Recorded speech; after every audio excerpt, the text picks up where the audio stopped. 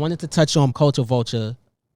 Misappropriated is back again. She recently did a podcast with Keke Palmer on her podcast, and she said she didn't think she was a industry plant. So how you feel about that? She know that's bullshit, and she know that the talent agency is the reason why she got Drake fuck a 5th or 6th episode. Your talent agency hook you up with that. Like, ain't nobody with you just because they with you. You a no-name white girl. Let me give you guys some of the little backstory Red was talking about. In 2023, she interviewed Drake, Lil Yachty, Tyga, and Mark Cuban on her podcast.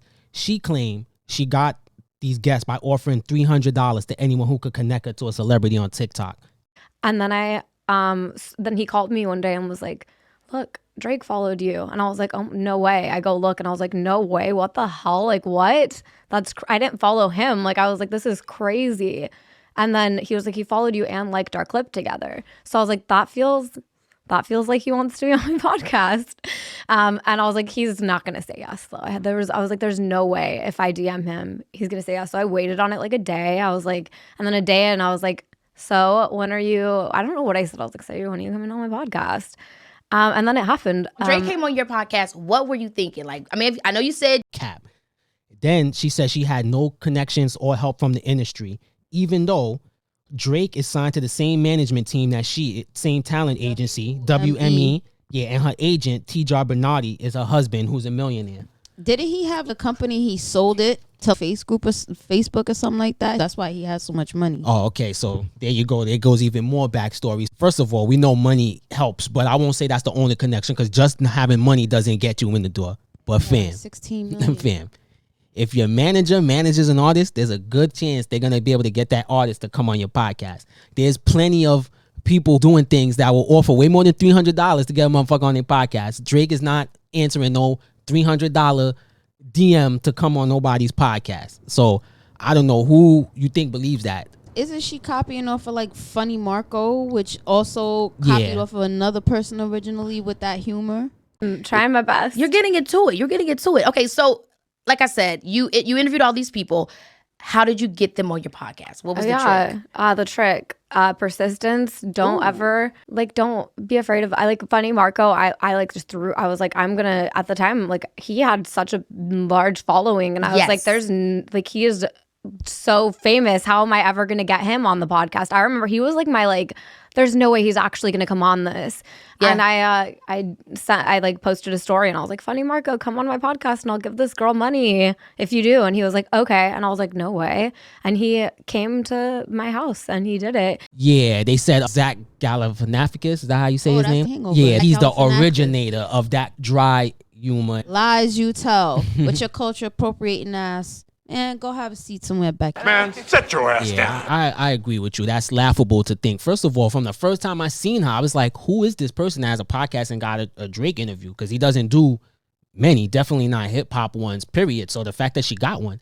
Then the fact it went from him to, then I seen Offset on there. Like she was just having rappers after rapper. And legitimately, I get that's the whole shtick of when Funny Marco does it. I get the shtick with her when she was saying she didn't know Offset music, how she talking about them. To me, it came off as a little condescending and disrespectful. Like, yeah, like you fucking nobody. I'm on your show and you telling me you ain't never even heard of me, which might be a possibility, but like, why am I even doing this shit for? Once she got that Drake interview, but the point is she got that shit. I promise you, either one of us DM Drake to come on the show, he ain't answering. Shout out to Keke Palmer for exposing her ass. Yeah. She did it in a classy way. Yeah, she got her good. Don't have any ties. Yeah. Just have like... Well, you do feel kind of planty. We do have the same manager. So is this I know. Isn't that crazy? It feels a bit planty. This is definitely planty. You got here in 5 minutes. It took me 20 years. Hey. Yeah. Bobbi Altoff tried to throw it back at Keke Palmer and say, well, she could be a plant because she's been in the industry since she was a child. Because she's an actress. Yeah, so she said... First of all, you stupid. That's basically a person calling another person the same as thing. A child star. But Keke Palmer told her she just got the agent that Bobbi Altoff got. After how many years of being in the industry she had to be to get that level of talent agent to represent and help her. She had to You've work been in for this. it, You've been in not this like shit you. 5 minutes to get the talent agency to work with her, because obviously it must be a good talent agency. If they working with Drake, they're not gonna work with Joe Blow from down the block. They only working with big name talent.